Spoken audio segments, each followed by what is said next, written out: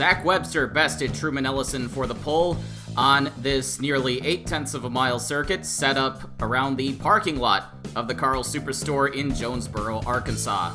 Of course, Karl Superstores has been a partner of FARC Racing for a very long time, and this is the first FARC race hosted by a Karl Superstore location since 2014. Marco DeBeest and Tom Brayton would grab the 2 wildcard spots. Tom Brayton has been getting very lucky with the wildcards lately, and since only 47 cars showed up for 40 spots, we would not run a trophy dash, but the first 5 drivers to fail to qualify, starting with Silas White, would receive the trophy dash bonus points anyway. We now go trackside to bring you the highlights of the Karl Superstores Showdown. Zach Webster leads the field out of the final corner and to the green flag.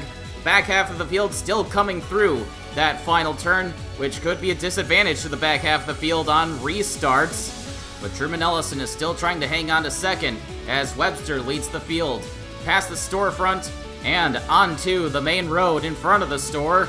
Webster now safely out front, but Ellison is challenged for second by Carl Hampton, who started 4th. Rick Tyler, who started 3rd, has started to fall back.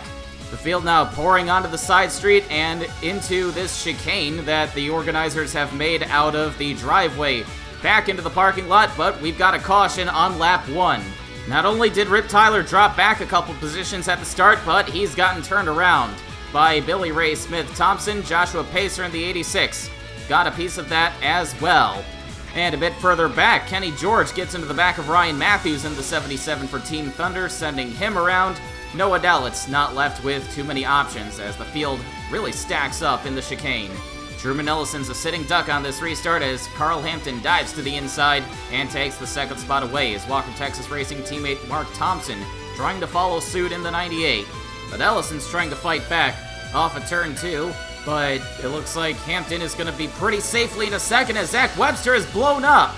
Your pole sitter goes up in smoke. At the end of the backstretch, Carl Hampton sweeps into the lead, and we've had a crash off of 3. Monica Rook just gets hooked and hard into the wall, goes up onto 2 wheels, but the caution does not come out. Rook was very disappointed with her 14th place finish at 70-77 last week, calling it a dumb race at a dumb track. And now she, along with Zach Webster, who led from the start, is going to go out of the race. Webster blew up at the end of the backstretch, and a lot of these teams are running very short gearing with the short straights and the slow corners, so it wouldn't surprise me to see some cars blow up in the fastest section of the track. You just saw Mark Thompson get past Truman Ellison for second as Andrea Kinasa gets turned around in the chicane by Riley Durbin. And again, we get no caution as race director Jen Walker told everyone in the drivers' meeting that the officials were going to treat this like a road course race and be very stingy with the yellow flags, especially in the chicane where there is a lot of runoff on both sides. And you see Andrea Canassa has fallen back behind Mo Lester in the 14, current candidate for the United States Senate, who oddly enough was banned from a number of Karl Superstores in the 1980s for loitering and harassing teenage girls. The news of that could affect his chances in the Senate. You just saw Marissa Raines in the number 9 go out after blowing up on the backstretch, and here comes Dan Leckliter around the outside of Mark Thompson, trying to take second from him, and he pulls it off. Dan Leckliter does a great job holding his momentum around the outside. And with Carl Hampton now being boxed in behind the 500 of Tom Brayton, Dan Leckliter comes after the 99 for the lead. And Carl Hampton can do nothing but watch the 10 go by. And I don't think that Tom Brayton will be greeted warmly at Karl Superstores anytime soon. But Dan Leckliter already pulls out to a lead of several car lengths. But he's got a lot of lap traffic in front of him as he currently works on the 777 of Rich Roy, and there will be a huge pack of cars that he'll be hitting shortly.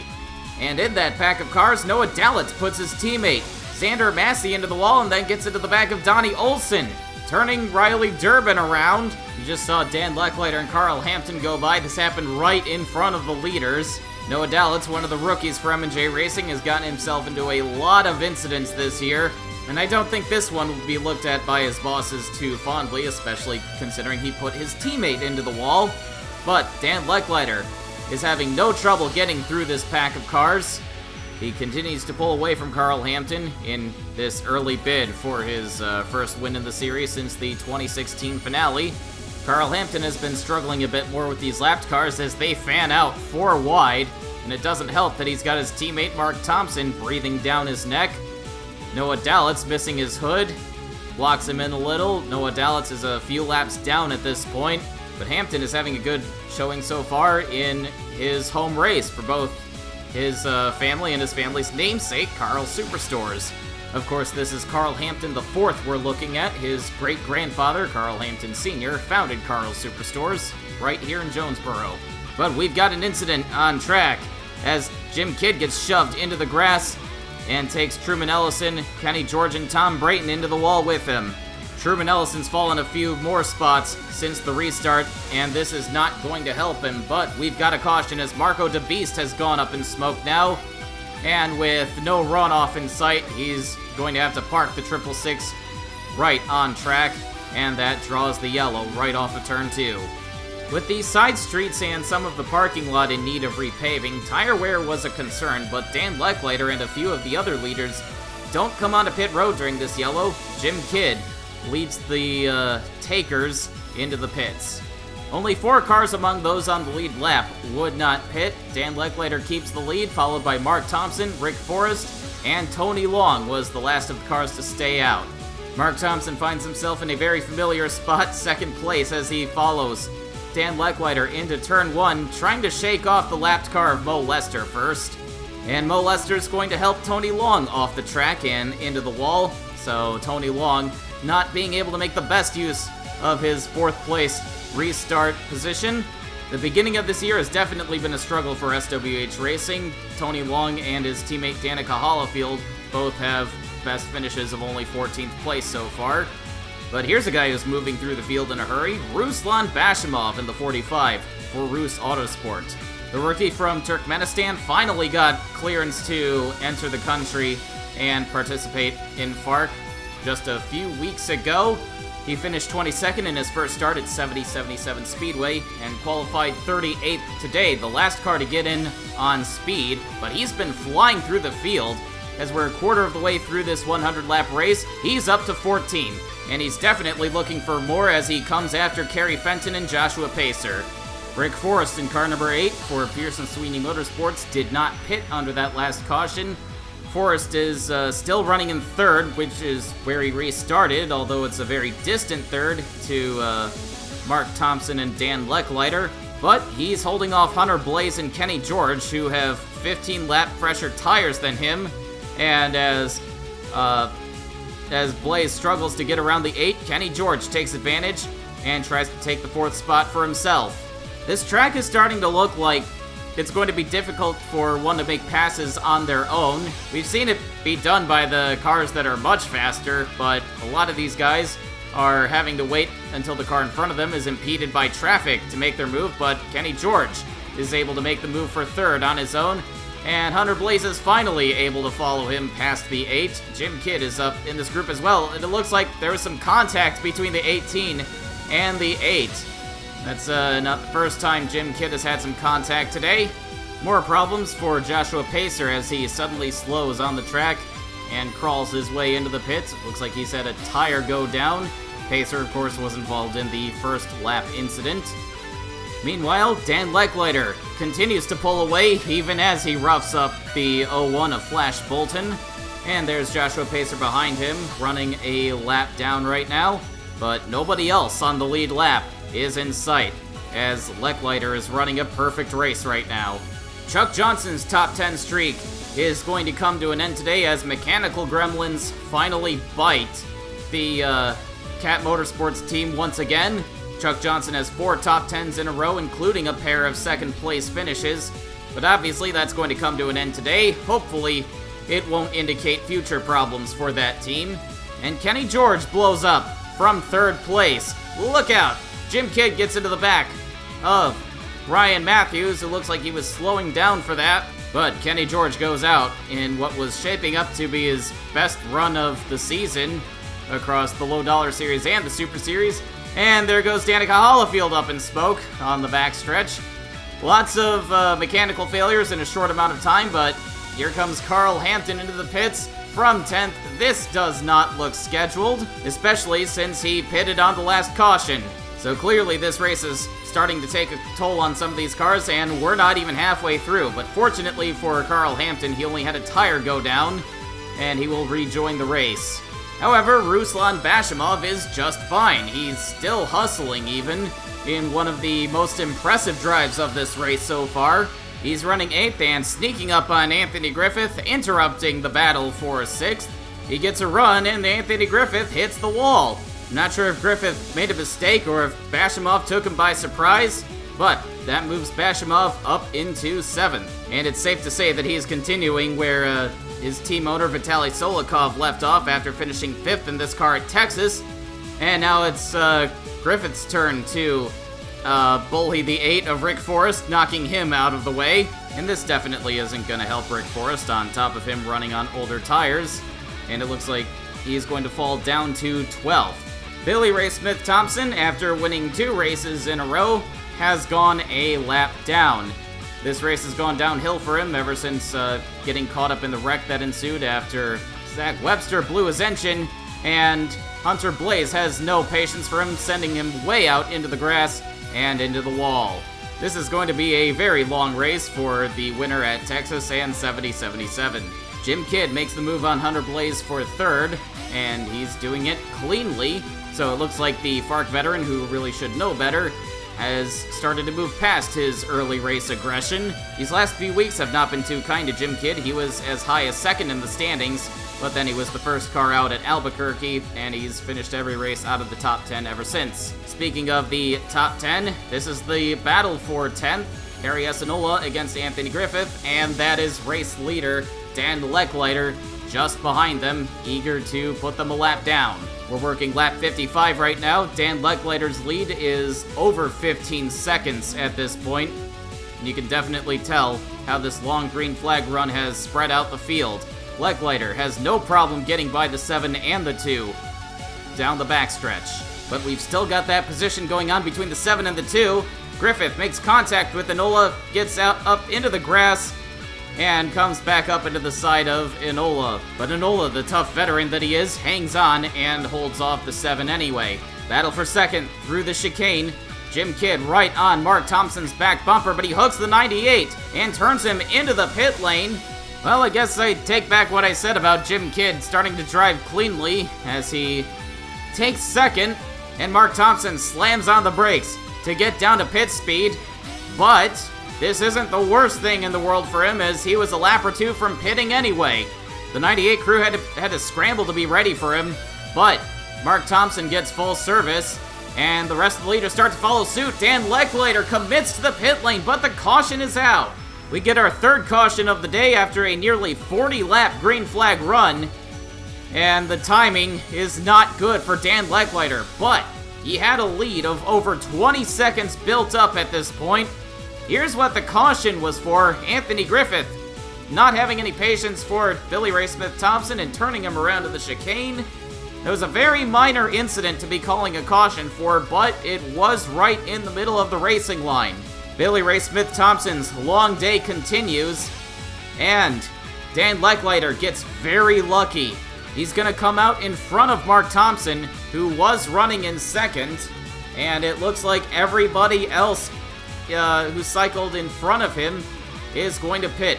Hunter Blaze takes over the lead, but that's not going to last, as everybody else is going to pit. They're going to have to, at a minimum. Most of these guys have 40 laps on their tires. Meanwhile, Dan Leckliter and Mark Thompson, among a couple others, haven't pitted at all during this race.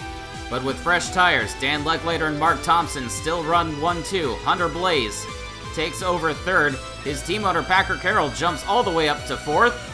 And Dan Leckliter makes a clean getaway down into turn 1. Mark Thompson has to deal with the lapped car of Joshua Pacer. But we got trouble. Ryan Forrest in the 60 got turned around as Hunter Blaze made contact with the lapped car of Rich Roy. And we have a small pileup heading into turn 2. A couple of cars got some heavy damage, including Karl Hampton and Flash Bolton in the 01, who hasn't been much of a factor, but is determined to get some TV time by running into the back of Todd Stater. coming back to the caution. It looks like Mark Thompson ran over some debris, and he has to come back into the pits from second. However, with so many cars a lap down at this point, this shouldn't be too devastating, but it is certainly inconvenient. Hunter Blaze now takes second, as Dan Leckliter continues to lead on the restart. Joshua Pacer not making his life easy, trying to get one of his laps back. Looks like Jim Kidd in the 18 may have brushed the wall. Pacer jumps out ahead of Leckliter. And we got a spin in the back. Ryan Matthews and Packer Karl have gone around. Karl spins all the way into that ditch on the left side.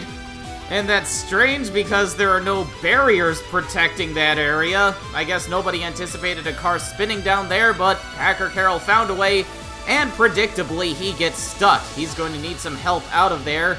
We got trouble on the other side of the track. Thomas Kohler gets turned around by Anthony Griffith and takes Timothy Ruiz into the wall with him. We've got the caution out now for this incident and for Karl getting stuck in that ditch. Carrie Fenton turned the one of Donnie Olson around and then is helped around herself by Carl Hampton, running a lap down and missing his hood now. And suddenly, we have a battle for the lead. Hunter Blaze jumping on. Dan Leckliter's outside, coming back to the caution, and he noses into the lead at the line. So Dan Leckliter appears to be struggling all of a sudden, or everyone else has made the adjustments to match him. I do wonder if, had that caution not come out, we would have seen people start to chase Leckliter down, but this race has definitely been turned on its head now, as Hunter Blaze is very clearly pulling away, and Leckliter is about to lose second to Truman Ellison. Ellison started second, fell back, got put into the wall, and now he's worked his way back up through the field and is now seriously challenging Hunter Blaze. Riley Durbin in the 38 is lapped down, and he's going to get one of his laps back as we now have another caution. And it's Jim Kidd being put out of the field's misery by Harry Espinola from the 4th position. That was a huge hit into the wall, and another frustrating finish for Jim Kidd. Though not entirely undeserved, and it looks like Carl Hampton and Noah Dalitz have a problem with each other after this caution. I wonder if they've recently had a run-in on Race Sim. Hunter Blaze continues to lead. He was able to fend off Truman Ellison, but Ellison was chasing him down in a hurry. Now Ellison has to contend with the lapped car of Ryan Forrest. That allows Hunter Blaze to get away. Hunter Blaze, the 2017 Rookie of the Year, is looking for his second career win as Dan Leckliter continues to fall back through the field. Something's definitely going on with that car now. Here comes Ruslan Bashimov. I believe that's going to be for 6th place. Timothy Ruiz in that 212 is also damaged, but he's been coming up through the field as well. He is looking at his first top 5 of the year. Packer Karl somehow did not go a lap down after being fished out of the ditch, and somehow he's still running in 10th, although the lapped car of Billy Ray Smith-Thompson has something to say about that. It seems we've got some unwise driving by leaders and lapped cars alike. This is definitely going to hurt Packer Karl's recovery. Meanwhile, 20 laps to go. We're finally getting another good green flag run in, and your top 4 are Hunter Blaze, Truman Ellison, and a bit of a ways back, Anthony Griffith and Todd Stater. I'm surprised to see Griffith up to 3rd after all the contact he's had today, and Todd Stater has really flown under the radar. He started back in 22nd, and he's kept his car relatively clean. A not-so-clean car belongs to Timothy Ruiz, but he still sits in 5th place, sandwiched between 2 lapped cars at the moment, Ryan Forrest and Carl Hampton. But Ruiz is going for his first top 5 of the year after some very disappointing finishes to start his 2018 campaign. Let's take a ride with Anthony Griffith, who has caught the 2 leaders. He seems to be the fastest car of this lead group. He's brought Todd Stater with him, and it appears that Hunter Blaze may be holding these guys up. But as I noted earlier, it seems that passing is difficult at this track, at least without some help. Can Hunter Blaze hold off the challenge? Todd Stater is looking for his best finish of the year. His only good finish of the season was a 5th at Albuquerque. Ruslan Bashimov hasn't turned down the aggression as he gets into the back of Harry Enola, which helps Joshua Pacer into the wall. Pacers certainly had a long day, as well as Billy Ray Smith-Thompson, who now has more problems. He's pulled that car to the inside and slowed to a crawl. Meanwhile, the battle for the lead has closed up quite a bit, but we're now starting to hit some lap traffic. Hunter Blaze looks to the inside of the 777 of Rich Roy. Truman Ellison jumps to the outside, but that may have been a mistake. Here comes Anthony Griffith. Truman Ellison counted on being able to sweep around the outside, but that clearly doesn't work. Anthony Griffith moves up to second. Todd Stater follows him as Ellison gets boxed in behind the 777. This is going to buy Hunter Blaze a little bit of time, but it still looks like Anthony Griffith is the fastest car in this group. He's already right on his bumper. Todd Stater right behind him. Ellison quite a ways back, but he's hit the ground running, starting to chase down Todd Stater, who's losing sight of the 7 a little bit. Truman Ellison's had a very impressive weekend, qualifying second, and now running in 4th. This is the most competitive he's been since his 2016 win at Talladega. Hunter Blaze coming up on more traffic. He wiggles a little bit. In 3, opening up the door for Anthony Griffith. Is Griffith going to get through? Yes, he will.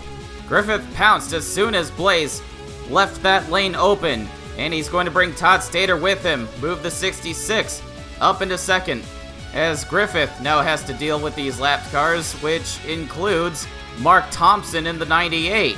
Anthony Griffith stopped racing in FARC full-time after 2011.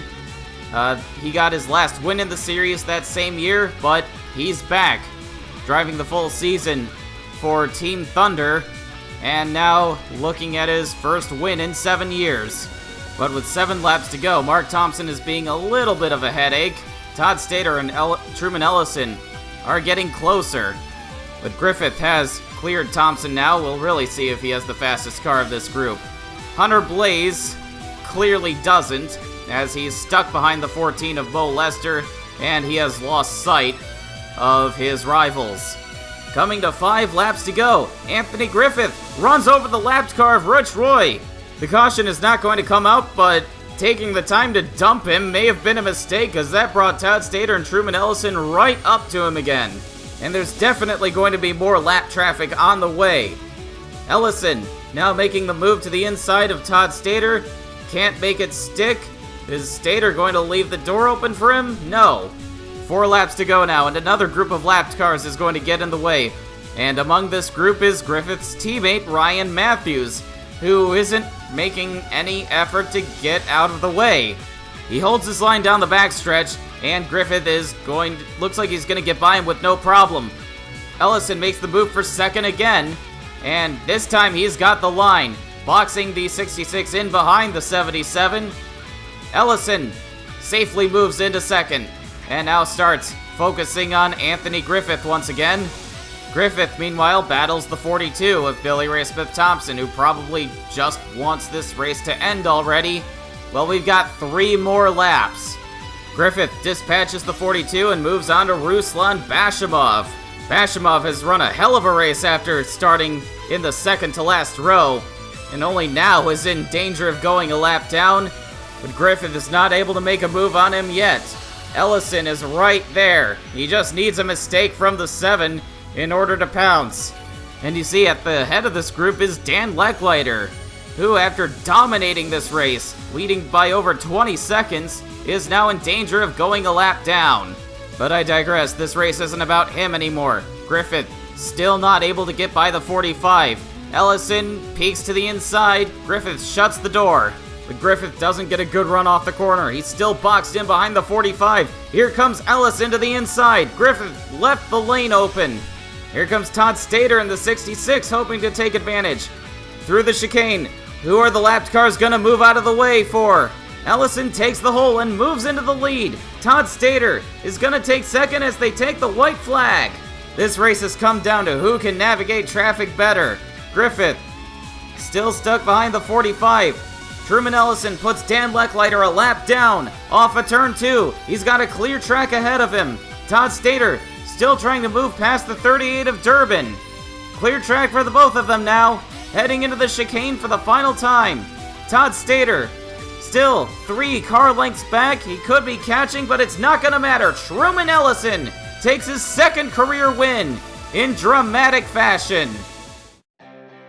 Just when we thought Talladega 2016 was a fluke, Truman Ellison seized the opportunity to put himself on top once again. An undoubtedly frustrated Anthony Griffith would finish 3rd. And how about Ruslan Bashimov? He was the first car a lap down, but he still finished a fantastic 8th after starting in the second to last row. This race had a very high attrition rate, only 24 cars would finish, but many of those were mechanical failures, as several of the on-track incidents were fender benders thanks to the low cornering speeds. Mark Thompson is still on top of the point standings. Anthony Griffith jumps up into 2nd thanks to the troubles of Chuck Johnson and Billy Ray Smith-Thompson. Truman Ellison moved up into 8th with his win, despite missing a race earlier in the year. And after their top 5 runs today, Hunter Blaze and Timothy Ruiz have made their way into the top 30. Next week, the FARC Lowe Dollar Series goes road racing up at the Nelson Ledges Road Course in Ohio for the running of the Smash Beer One for the Road 100. And as always, you'll be able to catch the action right here on the FARC Racing Network.